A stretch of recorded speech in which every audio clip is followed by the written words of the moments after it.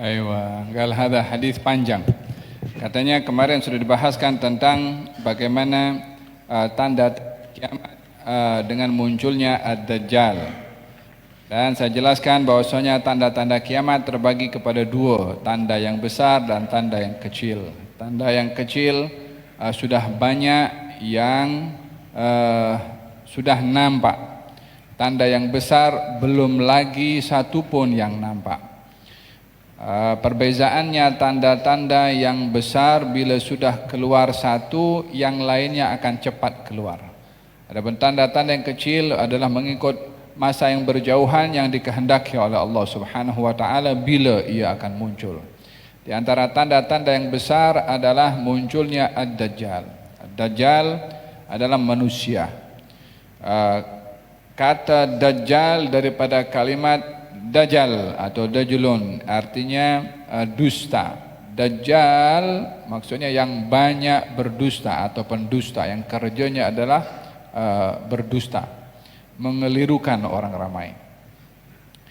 Tidak ada nabi yang diutus oleh Allah melainkan memperingatkan kepada umatnya tentang bahaya Ad-Dajjal. Dan baginda Rasulullah SAW mengingatkan kepada kita untuk berhati-hati daripada fitnahnya Ad-Dajjal dengan mengajarkan kepada kita membaca awal surat Al-Kahfi 10 ayat yang pertama atau 10 ayat yang terakhir sebagai pelindung dan pendinding daripada fitnah Ad-Dajjal. Setelah Dajjal turun akan berada di atas muka bumi ini sehari umpama 1 tahun, hari berikutnya umpama sebulan, hari berikutnya umpama seminggu, dan hari berikutnya adalah seperti hari-hari biasa.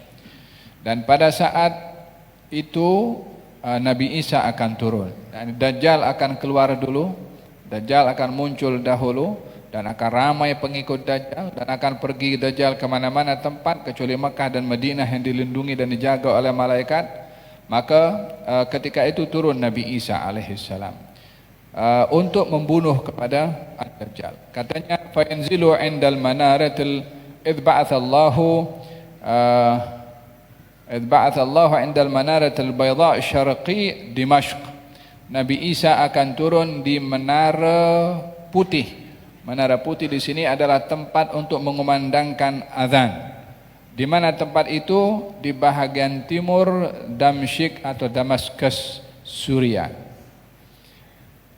Dalam riwayat yang lain katanya Nabi Isa akan turun di Baitul Maqdis.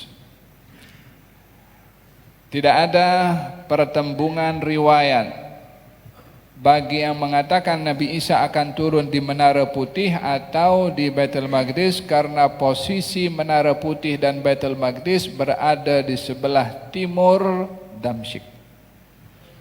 Maka ia kalau dikatakan Menara Putih atau Baitul Maqdis adalah satu hal yang sama, karena kedua-duanya berada di bahagian timur Damsyik.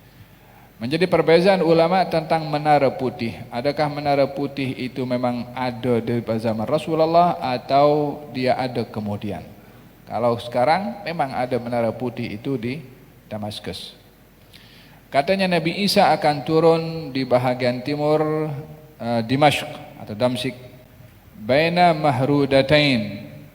Wa mahrudatain maksudnya Nabi Isa memakai 2 helai kain yang agak kekuning-kuningan, yakni 2 helai kain. Wadi'an kaffaihi ala ajnihati malakain, dalam posisi kedua telapak tangannya bergantung kepada sayap malaikat yang membawanya turun.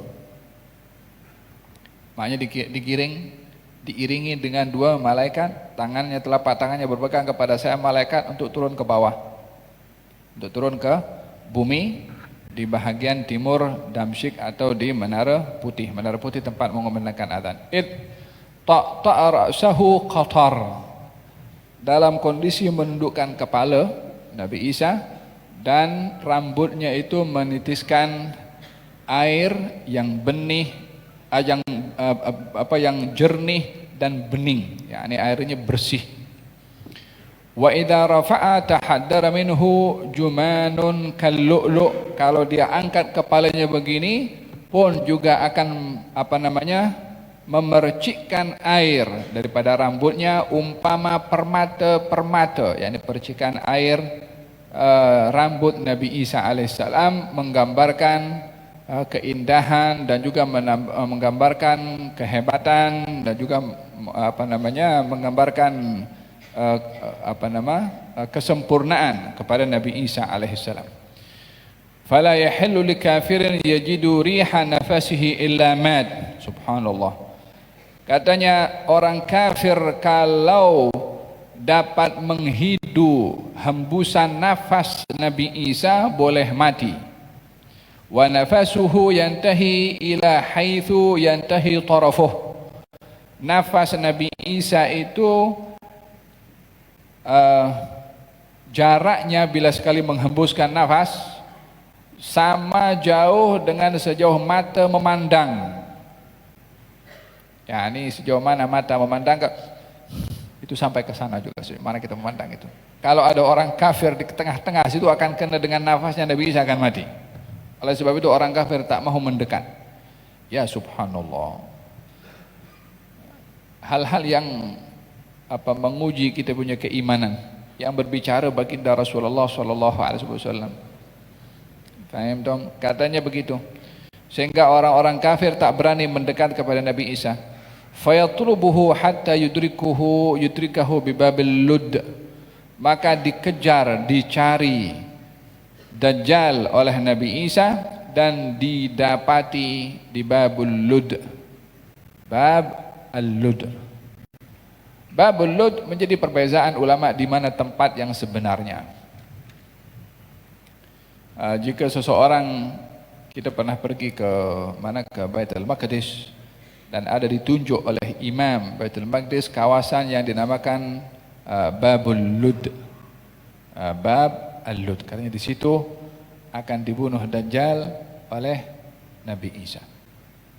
Hatta yatrukuhu bi bab al-Lud, bab al-Lud, fayaqtuluhu, maka akan dibunuh oleh Nabi Isa alaihi salam. Thumma ya'ti Isa sallallahu alaihi wasallam qauman qad asamahumullahu minhu. Setelah Nabi Isa berjaya membunuh kepada Dajjal, of course dalam hal ini Imam Mahdi sudah ada. Yang hanya akan melawan kepada Dajjal adalah Nabi Isa. Nabi Isa akan pergi ke Makkah dan juga Madinah, akan berziarah kepada Rasulullah, akan pergi ke haji. Nabi memberitahukan dalam hadisnya, seakan-akan aku melihat Isa sedang bertalbiyah melaksanakan haji. Padahal hajinya masih akan datang, Nabi Isa belum turun lagi, tapi Nabi sudah beritahu bahwa Nabi Isa akan pergi ke haji dan bertalbiyah. Demikian sabda Nabi SAW, dan akan berziarah kepada Rasulullah SAW, dan akan salat yang menjadi imam adalah daripada umat Nabi Muhammad SAW. Katanya baginda bersabda, bagaimana kamu hidup di suatu zaman ketika Nabi Isa turun dan yang menjadi imam kepada kamu adalah salah seorang daripada kamu. Yang ini memberikan isyarat bahwasanya Nabi Isa walaupun Nabi dan Rasul tidak membawa syariatnya, tapi membawa syariat Nabi Muhammad. Buktinya adalah beliau menjadi makmum kepada salah seorang daripada umat Nabi Muhammad dan bukan menjadi imam.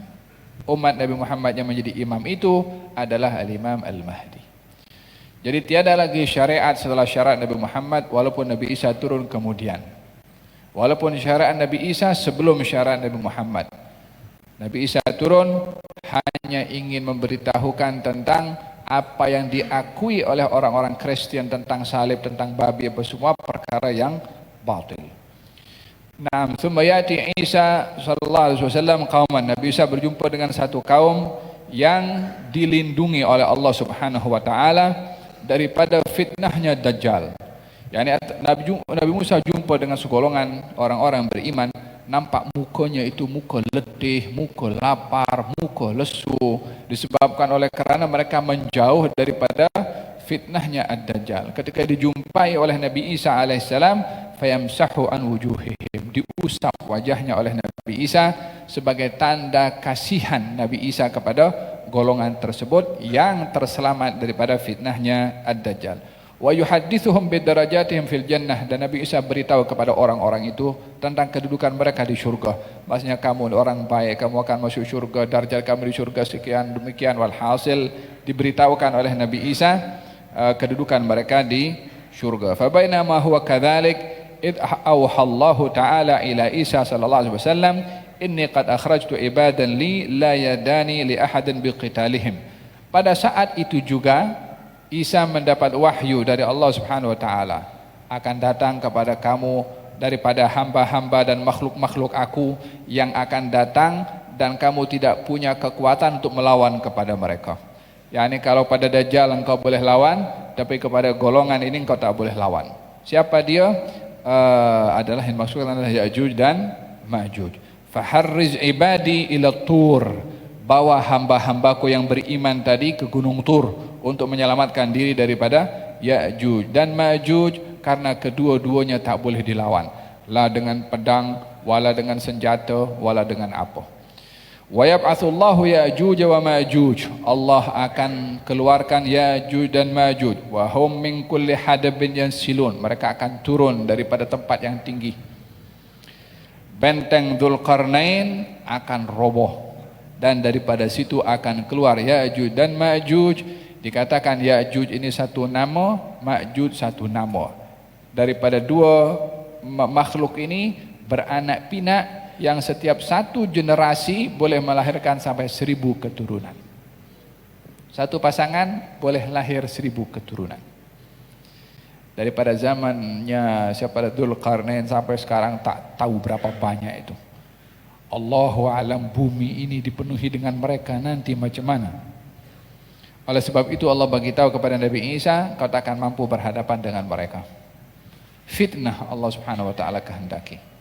Hikmah yang disimpan pada fitnah tersebut, yang kita hanya dapat pasrah kepada Allah Subhanahu wa taala agar supaya lebih rasa bergantung kepadanya untuk melindungi diri daripada segala bahaya dan juga fitnah. Faham tom? Berbeza pendapat antara ulama Ya'juj dan Ma'juj ini manusia atau bukan. Ada mengatakan manusia, ada mengatakan bukan. Terlepas daripada itu, memang ada yang namanya Ya'juj dan juga Ma'juj seperti Allah kisahkan di dalam Al-Quranul Karim dalam surat Al-Kahfi. Pernah ada dahulu Ya'juj dan Ma'juj di zaman Dzulqarnain yang merosakkan tanaman orang, sehingga orang tak boleh lawan kepada dia. Sehingga ketika Dzulqarnain datang, orang-orang kampung itu beritahu, ini kawasan kami selalu dikacau oleh Ya'juj dan Ma'juj. Kau boleh tolong kami daripada bahayanya. Itulah dibangunkan satu dinding yang dahsyat dibangun oleh Dzulqarnain dibantu oleh mereka. Sehingga bangunan itu terbuat daripada besi dan juga tembaga yang dicairkan untuk menutup besi tadi daripada boleh dipanjat oleh Ya'juj dan Ma'juj. Sehingga mula daripada itu tidak boleh lagi Ya'juj dan Ma'juj berkeliaran. Sampailah di zaman baginda Rasulullah, di waktu malam Nabi terjaga daripada tidurnya dalam keadaan pucat dan juga mengatakan, bangunkan semua istri-istri aku supaya mereka bangun dan sembahyang salat dan berlindung kepada Allah, karena sudah terbuka daripada dinding Ya'juj dan Ma'juj sebesar ini.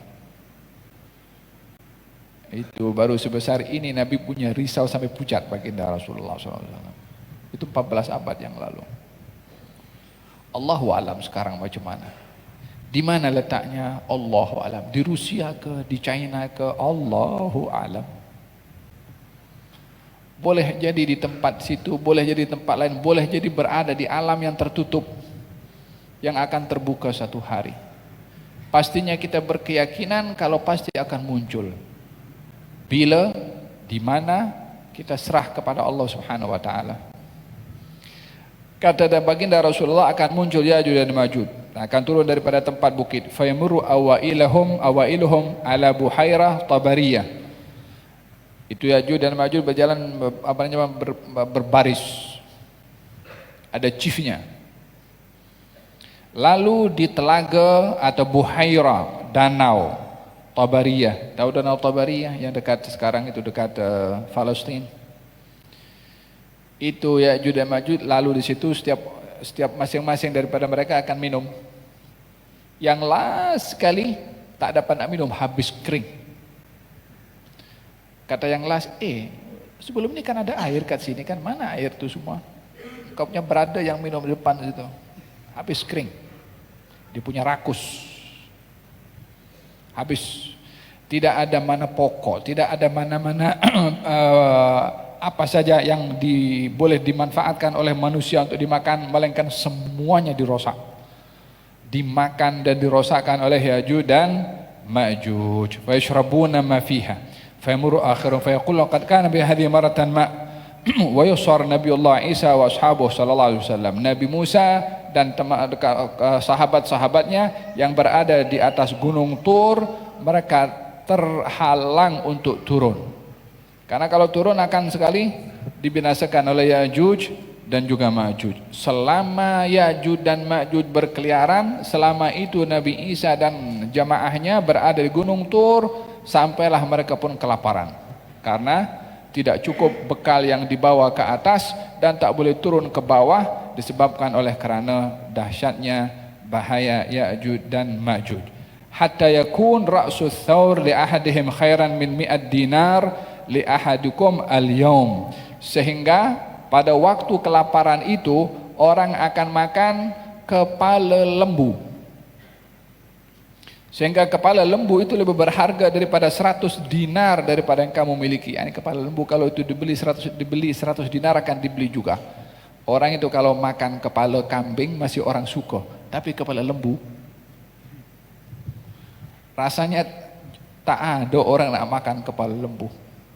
Tapi karena waktu itu kelaparan, kepala lembu pun kalau harganya 1000 dinar akan dibeli juga karena mereka kelaparan. Kiasan ini ingin menggambarkan situasi lapar yang dilalui oleh kaum muslimin bersama dengan Nabi Isa ketika kejadian itu. Fayarghabu Nabiullah Isa. Maka Nabi Isa berdoa kepada Allah Subhanahu wa taala untuk diberikan bantuan oleh Allah, maka Allah Subhanahu wa taala hantarkan an-naghaf. Naghaf ulat kecil yang biasanya ada di hidung onta. Ulat tu yang akan dihantarkan kepada tubuhnya Ya'juj dan Ma'juj. Sehingga dengan ulat itu macam virus. Kepada Ya'juj dan Ma'juj semuanya tumbang dengan ulat. Ya subhanallah. Ya'juj dan Ma'juj itu yang boleh hancurkan segala-galanya di atas muka bumi, hatta binatang pun juga, hatta harimau pun juga, dia kalah dengan ulat kecil saja. Nak tunjuk kuasa Allah Subhanahu wa taala. Tak ada yang lebih kuat daripada Allah Subhanahu wa taala. Hantarkan itu naghaf riqabihim, masuk daripada lehernya Ya'juj dan Ma'juj. Fa yusbihuna farsa. Faisubuna farsa, dia macam tumbang sekali. Subhanallah, itu ada satu filem itu dibuat dengan satu saja di mereka semua mati. Yani satu itu ulat masuk dalam daripada lehernya semua tumbang dalam sekali. Seakan-akan kena badai sekaligus. Matinya itu serentak, bukan satu-satu. Kamauti nafsin wahidah, umpama matinya satu orang. Sekian banyak jumlah Ya'juj dan Ma'juj itu mati, umpama matinya satu orang, tumbangnya satu orang sekaligus. Tsumma yahbitu Nabiullah Isa wa ashabu sallallahu alaihi wasallam ila al-ard. Nabi Isa turun ke bawah daripada gunung Tur. Didapati bumi ini penuh dengan saki-baki mayat bangkainya Ya'juj dan Ma'juj, sehingga bumi ini dipenuhi dengan bau busuk yang tidak dapat lagi dihidu oleh manusia. Terlalu banyak. Dan bangkai Ya'juj dan Ma'juj menjadi makanan kepada binatang-binatang buas. Sehingga binatang buas itu yang makan daripada bangkainya Ya'juj dan Ma'juj terlalu kenyang, sehingga tak boleh lagi nak makan, sehingga boleh duduk bersama antara harimau atau singa dengan apa yang diburu oleh singa itu kambing boleh duduk bersama. Apa sebabnya? Singanya dah kenyang dengan bangkai Ya'juj dan Ma'juj. Ya subhanallah. Ketika bumi bau dengan bau bangkai Ya'juj dan Ma'juj, Allah Subhanahu wa taala Nabi Isa berdoa kepada Allah Subhanahu wa taala, maka dihantarkan oleh Allah Subhanahu wa taala tayran ka'anaqil bukht, ada burung yang lehernya panjang. Burung inilah yang akan mengangkat bangkai Ya'juj dan Ma'juj, dicampakkan di tempat yang Allah Subhanahu wa taala perintahkan kepada burung tersebut, dan dihantarkan hujan oleh Allah Subhanahu wa taala. Hujan itu untuk membawa bangkai ini semua sampai bumi ini bersih daripada bangkainya Ya'juj dan Ma'juj, sehingga bumi ini bersih dan tumbuh balik tumbuh-tumbuhan dan juga hijau, dan disitulah akan menjadi subur tumbuh-tumbuhan dan juga buah-buahan, dan menjadi berkat apa yang ditumbuhkan oleh Allah. Sehingga berkatnya tumbuh-tumbuhan ini ada satu delima, yang delima ini boleh dimakan oleh satu kampung. Satu buah delima boleh dimakan oleh satu kampung. Kemudian hatta innal lakha minal ibil, susu lembu, susu susu onta, satu onta boleh memberikan susu untuk satu kampung. Jadi berkatnya yang Allah Subhanahu wa taala tunjukkan waktu itu. Demikian juga susu lembu, satu lembu boleh memberikan sekian banyak susu untuk satu kampung yang lebih kecil. Kambing boleh memberikan susu kepada kampung yang lebih kecil lagi, walaupun hanya satu ekor. Ya, ini berkat yang luar biasa. Itu rummanah delima, satu buah yang boleh cukup sekian orang. Kulit delima itu boleh dijadikan payung untuk dia berlindung daripada panas. Besarnya itu kulit delima. Nampak pelik semua kan? Ini iman bil ghaib. Ini bahagian daripada tanabbu'at yang Nabi beritahu, yang kita hanya perlu untuk beriman kepada apa yang disampaikan oleh Nabi SAW. Di saat keberkatan itu sudah mula ada dan dinikmati oleh ramai manusia, di situ Allah Subhanahu wa taala menghantarkan angin yang baik yang masuk melalui maaf cakap daripada ketiak masing-masing orang beriman, dan di situ Allah akan cabut ruh orang-orang yang beriman dan orang-orang muslim, sehingga tidak ada yang tersisa di atas muka bumi ini kecuali orang-orang yang jahat, yang sifatnya adalah mereka melakukan perbuatan hubungan suami istri itu di depan orang, di jalan raya, tanpa ada rasa malu, tanpa ada rasa segan, seperti mana keledai yang buat dengan keledai juga, macam itu juga akan dilakukan oleh manusia pada ketika itu, dan kepada mereka akan berlaku hari kiamat. Hadis selesai. Semua ini hadirin hadirat adalah hal-hal yang gaib, yang kita perlu beriman karena belum terjadi. Walaupun apa yang kita dengar adalah hal-hal yang mungkin sedikit banyak adalah hal-hal yang pelik. Tapi kalau kita tengok zaman kita sekarang, banyak hal-hal pelik yang kita tak percaya, tapi pun terjadi juga. Satu hari nanti benda itu pun akan terjadi juga, dan akan diterima seperti mana zaman kita pun sekarang, kita menerima perkara-perkara yang pelik, dan kita pun juga menerimanya. Mudah-mudahan Allah Subhanahu wa taala membuka hati dan minda kita untuk beriman kepada hal-hal yang disampaikan oleh Nabi, dan kita diberikan memahami maknanya, dan mudah-mudahan Allah Subhanahu wa taala lindungi kita daripada fitnahnya Dajjal, jangan sampai hidup di zamannya Dajjal, dan mudah-mudahan Allah lindungi kita daripada segala fitnah yang besar, dan Allah Subhanahu wa taala berikan kepada kita husnul khatimah. Amin Allahumma amin. Gerak kelas.